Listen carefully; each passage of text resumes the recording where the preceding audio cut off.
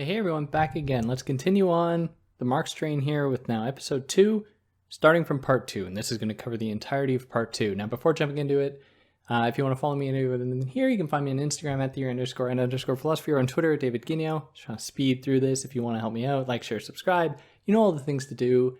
You should go check out part 1 if you're starting here. That'd be weird. Go listen to part 1.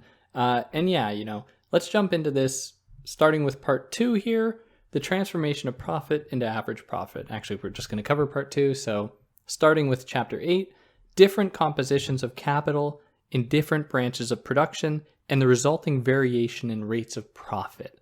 So here by composition, he's referring to whether an industry, a factory, has more spent on constant capital versus variable capital, or the other way around. So composition is referring to that relationship between amount spent on constant capital versus that amount spent on variable capital.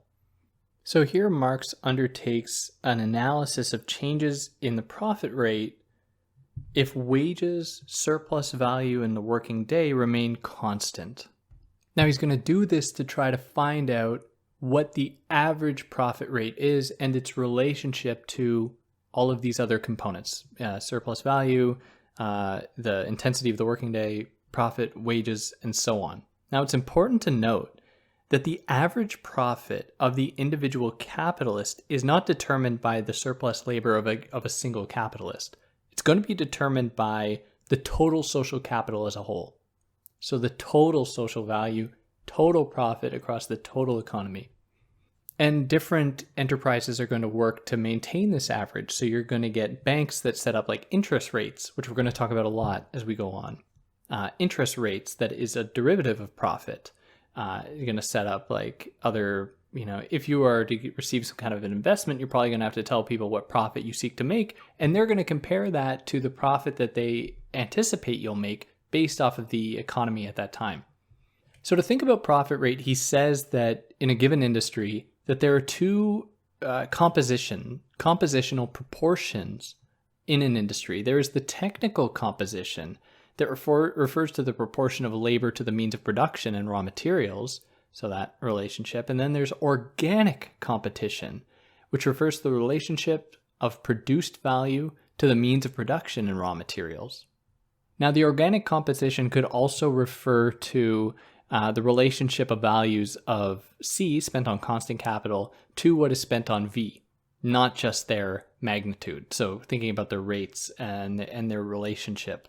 So I say these terms, these different compositions, but it is by no means clear exactly what they refer to, and there is some degree of overlap.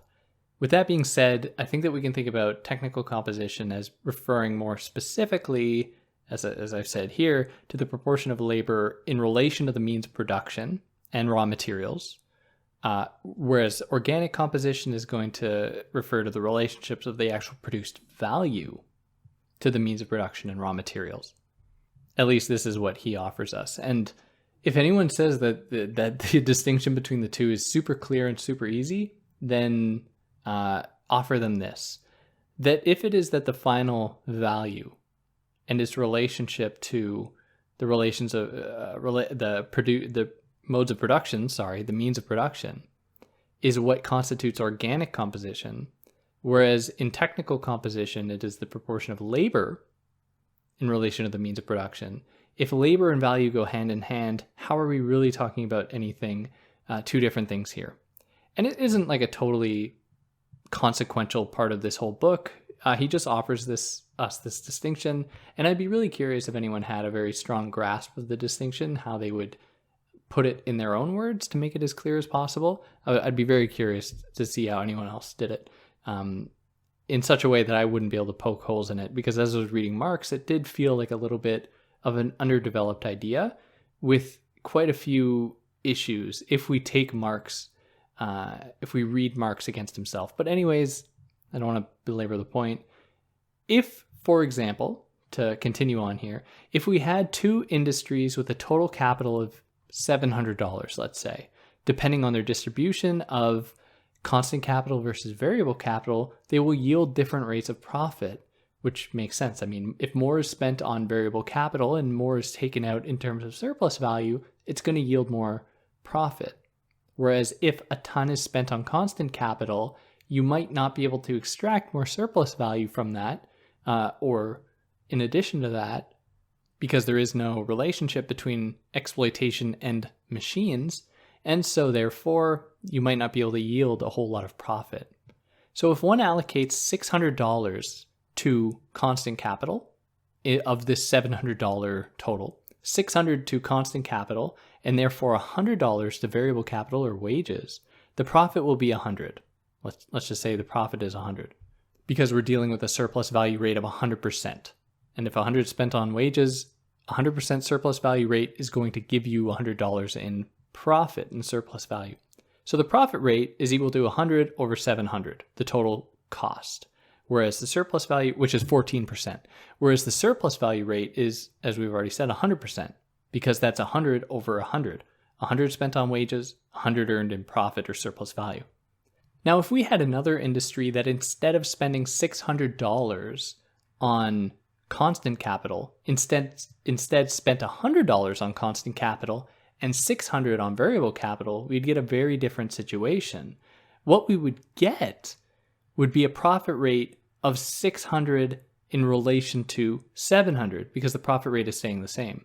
$600 spent on wages means that $600 is going to be earned in surplus value if the profit rate is 100%. If the surplus value rate, is 100%, which means that your profit rate, instead of being 14% as it was in the other industry, is now going to be 85%, because we're looking at 600 in relation to the total cost, which is 600 over 700, which is 85% profit rate. So it's just important to note here how the different compositions of capital, either with more spent on constant capital versus variable capital or vice versa, will yield different results in terms of the profit rate and surplus value rate if we aren't taking that to be constant. And that puts us here into chapter 9, the formation of a general rate of profit or an average rate of profit, and the transformation of commodity values into prices of production.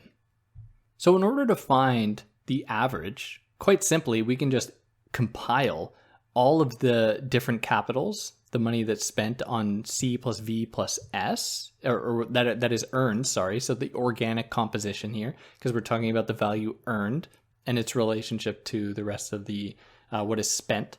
So if we take all of the capital across all industries, their C, their V, their S, various industries are from many parts of a single industry, and then divide it by the total number of industries we had, in order to find the average, because that's what you do, you'd get the average rate of profit.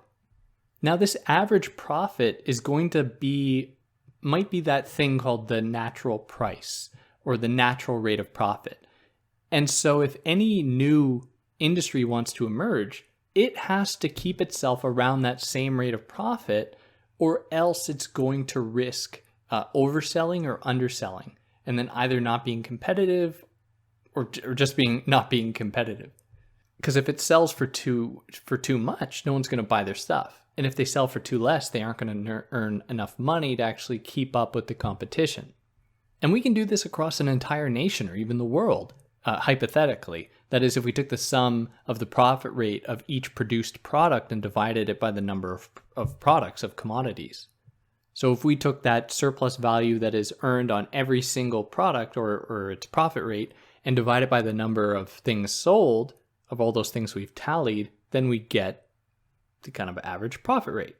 However, this formula doesn't account for differences in sizes of industries. So for example, a local flower shop might have a profit rate of 100%, whereas a national car manufacturer might have a profit rate of 10% or 20%.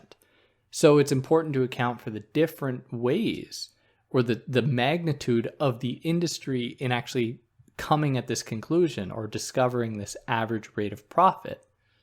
So to do this, in order to actually come to a national average rate of profit or a global average rate of profit, whatever our terrain is, our location, whatever our specific territory we're dealing with, we must then weigh each individual profit rate of any given industry in accordance with the size of that capital of that industry. So whether or not it's a big industry or like a local flower shop. And we must compare that to, or see how much of it corresponds to the total social capital.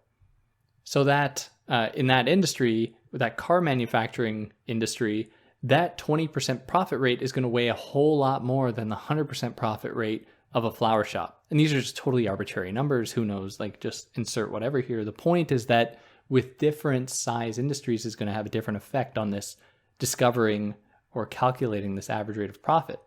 So if we worked through these calculations, we might find that on average, the profit rate is 20%, just hypothetically, let's say across the board, 20%, where C, the constant capital, makes up 80% of a given total capital of all industries, and variable capital is 20% of all of those industries. So on average, we've figured out hypothetically what the profit rate is and the composition of capital in each of those, kind of across the board, of those industries, where we found that 80% across the board is spent on constant capital, machines, raw materials, etc., and 20% is spent on labor. So in this arrangement, what we see, or the C plus V plus S equation we have here, is we have 80% plus 20 plus 20 surplus value, assuming a surplus value rate of 100%. So that means that in order to find the profit rate, which we already agreed upon is 20%, again, only hypothetically, that 20 surplus value is related to the total social product, or the total cost, 80 plus 20, so 20 over 100, 20%. And the surplus value rate is 100%, because it's 20 surplus value related to 20 spent on wages, so 100%. Now, if we had an industry that had a higher composition or a higher rate of C to V, where there was, instead of 80 spent on constant capital, there was 90 spent instead, and 10 spent on variable capital, what we would find is that it has a higher composition, or Marx says that this company would have a higher composition, whereas a lower composition would be a company in which only 70, hypothetically, were less than the average is spent on constant capital versus variable capital. So in an industry that corresponds to the average composition, what we've agreed here after we've done our averages, again, totally hypothetical, 80-20, 80 on constant, 80 on wages, on variable capital. If an industry does that, what that means is that the price of their product is going to be equal to the value put into the product. Whereas if we had a higher composition, what that would mean is where more is spent on constant capital versus variable capital, what that would mean was that we would actually have a lower value among all of the products made and a higher price, or than the price. And this is because there is less labor going into those products, which means that there's less value being transmitted to those products. Whereas if there was more spent on wages, in a lower composition where there's less spent on constant capital, more spent on wages, we would see a higher value and probably a lower price. But this only works if we are assuming that all products across the board, across all industries, are all sold at the same price, and we are just comparing their differing, the different compositions of the companies, of the factories, of the industries that make them, which isn't realistic. Marx isn't saying this is like a true formula of the way things work. He's just helping us understand through these hypotheticals how things do work. So he's really showing us the abstract in order to help us understand the concrete. And the concrete here is to understand how differing compositions, how more spent on constant versus spent on wages, will affect the transference of value to products, and how these effects will ensue in relationship to an average rate of profit. So you remember when we started the book in the last episode, we talked about cost price, where Marx crunched the formula down to from C plus V plus S to cost price plus S, so the price of all this stuff. Now he says that because we know what the average profit is, we know what capitalists can aim for in terms of surplus value, in terms of their profit, in order to remain competitive, so as not to oversell, overcharge, or undercharge for their products. So average rate of profit then just presents a kind of equilibrium point where varying industries' profit rates cancel each other out, where they attain this equilibrium, this coordination of supply and demand, we could say. Now that puts us here into chapter 10, the equalization of the general rate of profit through competition, market prices and market values, surplus profit. So the same applies here to the cost of production, that is capital, that can be averaged according to all capitalist expenditure. So we just look at all the different capitalists, what are they spending on production, and then we divide by the number of capitalists, and we'll get this value. So too low or too high capital spent could mean losses. You spend too much, you won't be competitive because you have to overcharge to make up for those high costs. You aren't going to be able to sell as much. Or if you underspend on production, you might not make as many products and you might not be able to make as much as your competitors. So competition aids in this process in order to, in his words, that is, competition distributes the social capital between the various spheres of production in such a way that the prices of production in each of these spheres are formed after the model of the prices of production in the spheres of mean composition.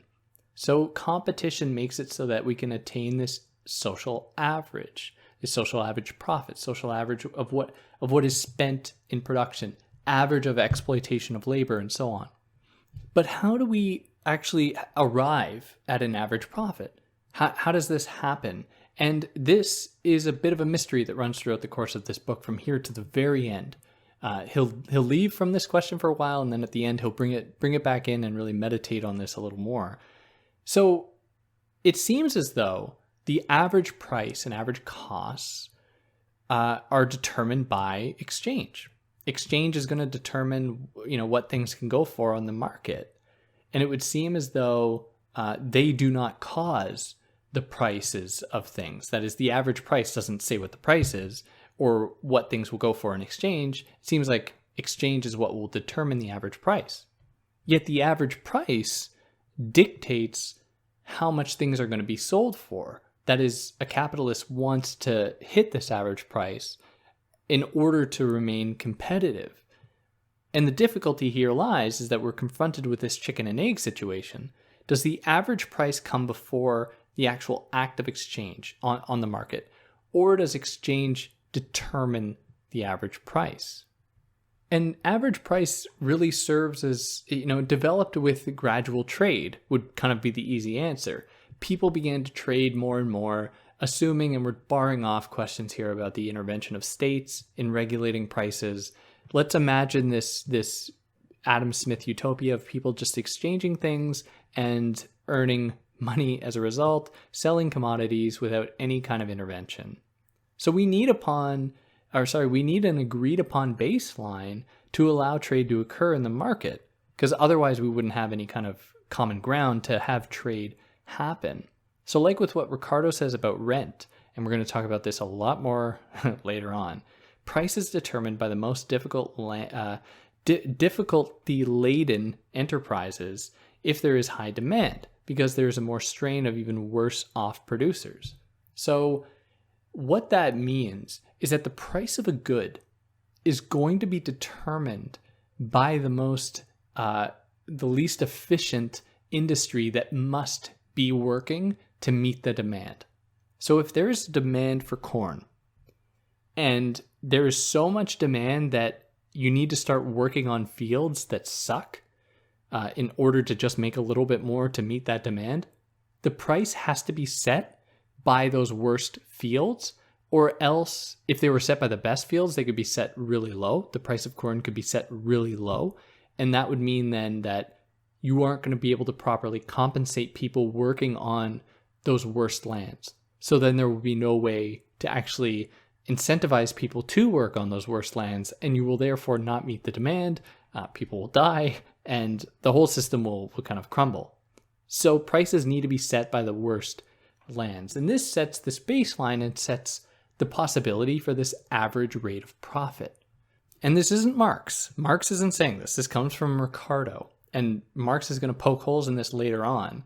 So this isn't just Marx saying this here. Comes from the other political economists as well. So conversely, if there's an ample supply, let's say there's a ton of corn, the market price will still reflect situation of the least strained enterprise.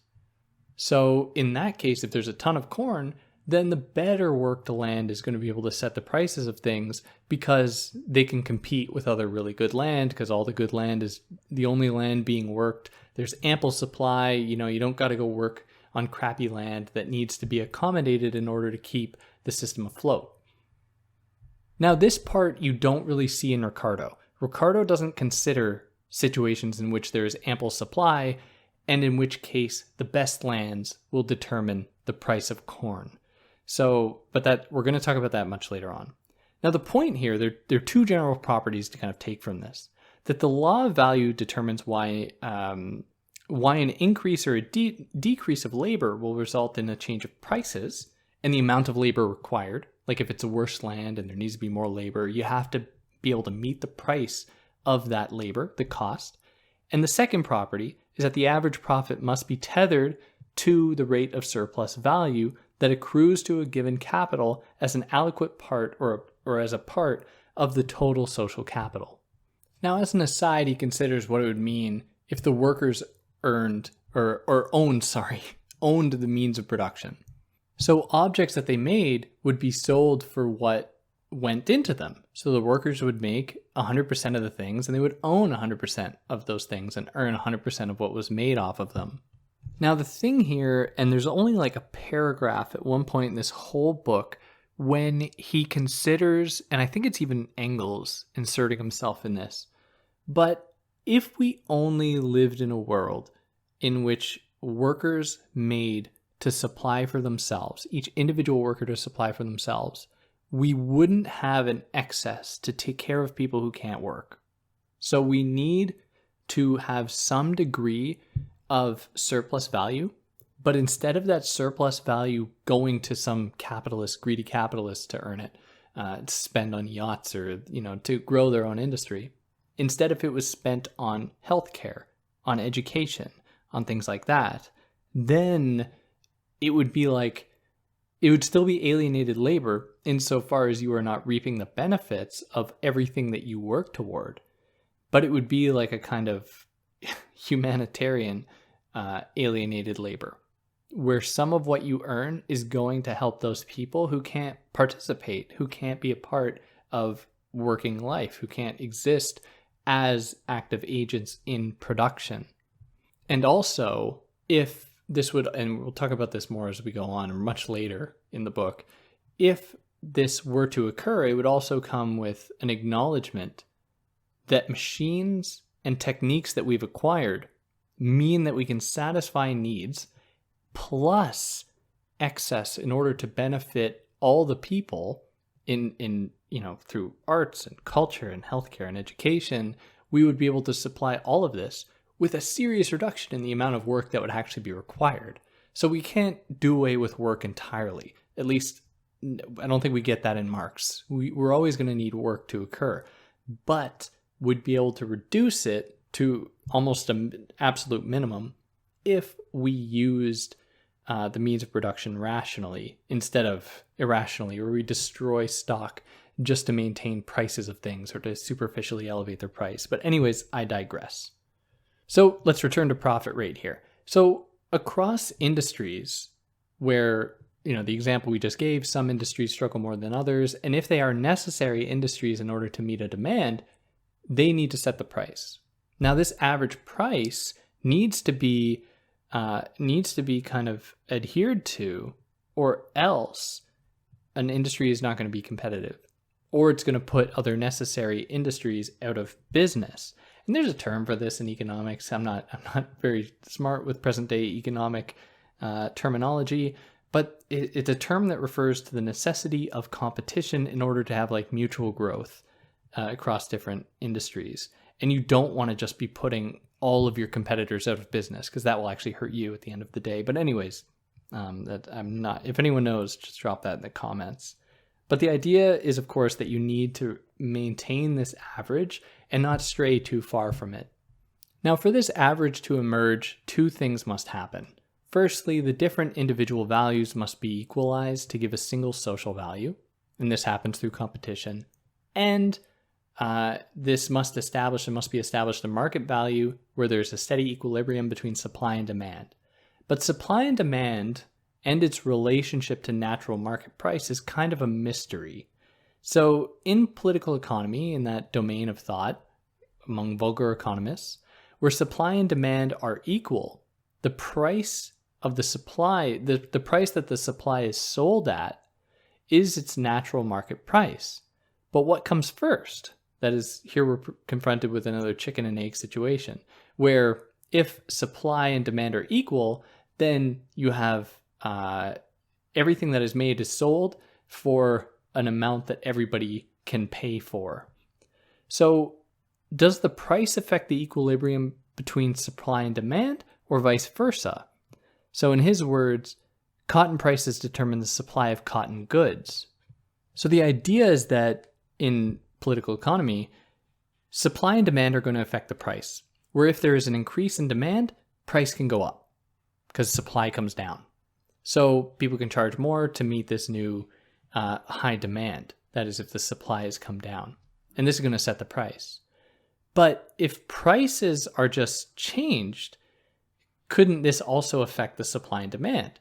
Where if there's going to be a change in the prices of a thing, then that's going to result in a differing demand for that thing.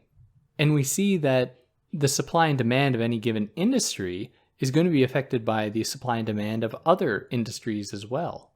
So the capitalist economy takes the equilibrium, that is when supply and demand are the same, or when they meet, takes this as a benchmark. So this means that it cannot stop, otherwise everything would crumble. It therefore naturalizes its own properties. It naturalizes the progression at this rate. And to do this, it renders capital more and more mobile, and it renders labor more mobile. So how competition benefits capitalist class as a whole, then we now know, and he puts it in kind of conspiratorial language. He says that why the capitalists, no matter how little love is lost among them in their mutual competition, are nevertheless united by a real Freemasonry vis-a-vis the working class as a whole. But anyway, that's kind of a funny point that I like. So to return again to this thing about supply and demand, this state of equilibrium always implies that the supply and the demand will mean like the best price for consumers and for the people selling products. But you can't make money if this is the case. If supply and demand is met across all enterprises, what this means is that everybody is just earning the average social production price of things, which means that you aren't going to get rich. You aren't going to be able to exceed above everybody else if you're just making what everyone else does. And so inflation will catch up to you and you'll just be among like everybody else. So I think this is why here he introduces this logic of kind of this anti-conspiratorial language to refer to the way that capitalists work, because they, despite the fact that they claim to correspond to supply and demand or listen to the calls of supply and demand, actually look for their own interest and work amongst themselves in order to artificially elevate the prices of things in order to best suit that interest of being above the social average. And of course, there are going to be limits on this, assuming, of course, that the market is going to be able to pull back in those deviations from the norm. But as we will see, as he talks about in quite a few chapters, interest and the stock market are excellent ways for people to escape from any kind of laws of capital. And it actually presents a fundamental problem for capitalism in its future. And that puts us here into chapter 11, the effects of the general fluctuations in wages on the prices of production. So he shows that the math on this, and I'm not going to go into all the math because it's so hard to convey that through just words. But the conclusion that he draws is that depending on the composition of capital, where you have high composition where more is spent on constant capital versus wages, or low composition where less is spent on constant capital than wages, a change in wages will produce different effects on price. So change in wages in high composition will have a different effect than change in wages in a low composition environment. So if we hypothetically had an industry that had a high composition, and we'll just use the same one we used last time, 80C plus 20V plus 20S. In this situation, if wages go up from 20 to 25, then there would be a reduction of profit price from 20% to 14-ish%. So the total amount of value stays the same, 20 plus 20 or 25 plus 15. And I didn't explain this 15, so let me explain this. In the first composition or the first arrangement here, we had 20 spent on wages, 20 on surplus value.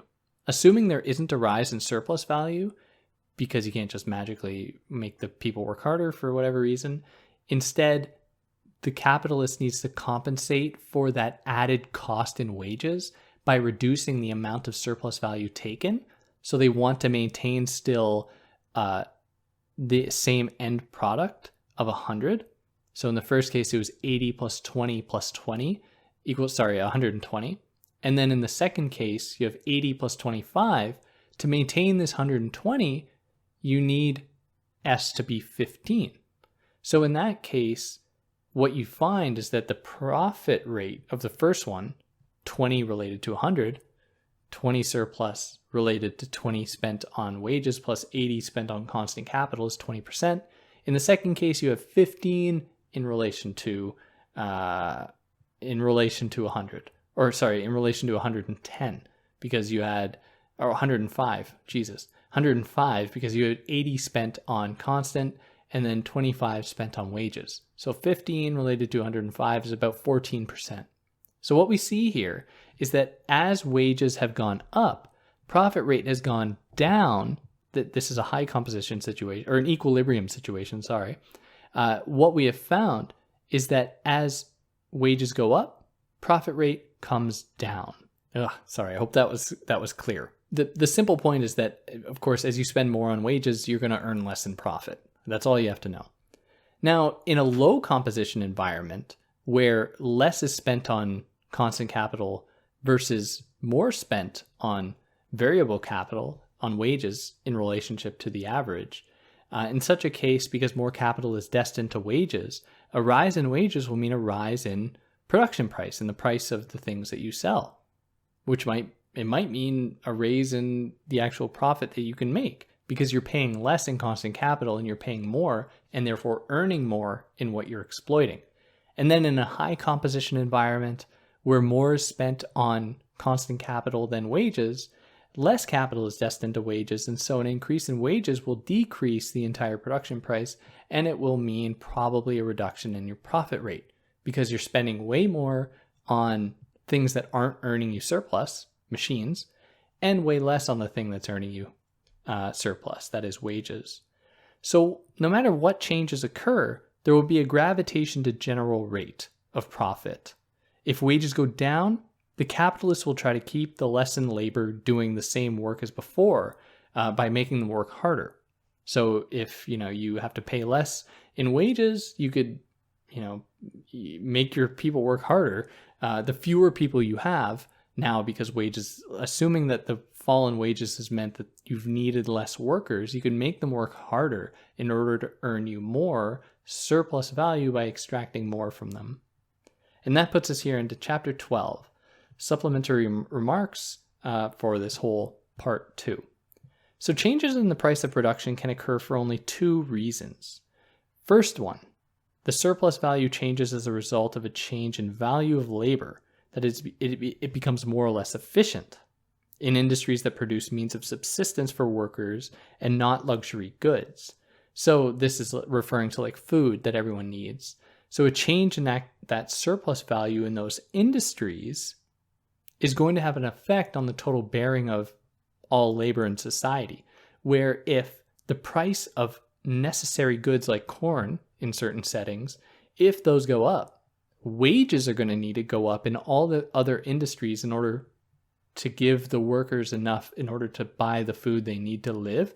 Same applies to housing, same applies to other necessities, in which case in all of those other industries, those capitalists are going to be making less money because they're spending more on wages. And so the rate of profit will probably come down. And then there can be situations in which the surplus value stays the same, but the price alters. There's a difference in price. Now, it's important here to think of these variations as part of a total social capital. So don't think of any variation in any industry as just existing on its own. This variation has to be related to a total social capital, total average surplus value, total average profit, in order to understand what the effect will be if there's an increase or a decrease in any of these elements here. So a commodity A might go up in price without a change in composition of the surplus value or of the industry itself because of a higher cost of commodity B. Maybe one way to think about this would also be like inflation. So if you're making sweaters from wool and the price of wool goes up, the price of the commodity of sweaters will also go up because suddenly your raw materials that you were using are worth more. Or if we aren't thinking about one industry's use of raw materials being the determining factor here, if you have, if the price of oil goes up, you're going to have the price of all other goods go up because so many people need, at least in North America, need oil in the form of, and its refinement in gas. And so employers are ostensibly going to raise their wages. And of course, this is the big joke, is that they won't do this. But according to Adam Smith and other political economists, they will. They're going to raise wages so that their workers can actually get the necessities they need and live lives so that they can return to work the next day as good, productive workers. Because you don't want your people to be suffering, to be hungry, because then they won't work real well. And this is kind of the dream that capitalism offers, is that it's always going to look after its workers, when in fact that is not the case. It will just keep them just above, on average. It will keep them just above like absolute suffering, almost death, in order to keep them as good, productive agents in that society. Now, all of these changes that occur are changes that happen in exchange. And all this does, like from the last episode, is it contributes to the illusion that capitalists and political economists this illusion that they like to spread, that it is in circulation that the value of things is determined. When in fact it is, of course we know, it is labor that determines these things. And sure, there might be fluctuations in price among things in circulation, but this is largely due to cheating and cunning and, taking advantage of other people, using usury, essentially, to extract more from people to sell above the prices of things. But this can only work for an individual industry for like a very short period before they're caught or before they're not going to be able to be competitive anymore for any number of reasons. And it also just feeds into the idea that Marx is putting forward that capitalists are quite bad at doing capitalism. By being interested solely on your own interest or your own well-being, your own profit, your own money, you are essentially doing a disservice to the actual total social wealth that you could be a part of, that capitalism could produce. Now, this isn't me saying that capitalism can be saved, at least not according to how I understand Marx here. But according to Adam Smith and David Ricardo, people who had a lot of faith in capitalism, the way that capitalism actually runs has nothing to do with the way that they saw it. They were living in a fairy tale land in the way that they thought that the market would just naturally regulate itself. Because of course, people's own individual interests will drive them not to follow any kind of supply and demand, any kind of natural rate of price or profit or anything like that. And yeah, so that will end us off here. Next time, episode 3, we're going to start from part 3, the law of the tendential fall in the rate of profit, which will go to show, or which will demonstrate how over time in capitalist production, the profit rate that we've been talking about here, average profit rate, will actually come down, which is a very important part of this whole thing. And if there's anything I excluded, I'd love to hear about it. Anything I got wrong, I'd love to hear about it. Or if you just want to leave 5 stars, leave a review. Leave a review. I love to read them all. And yeah, Catch you next time. Take care.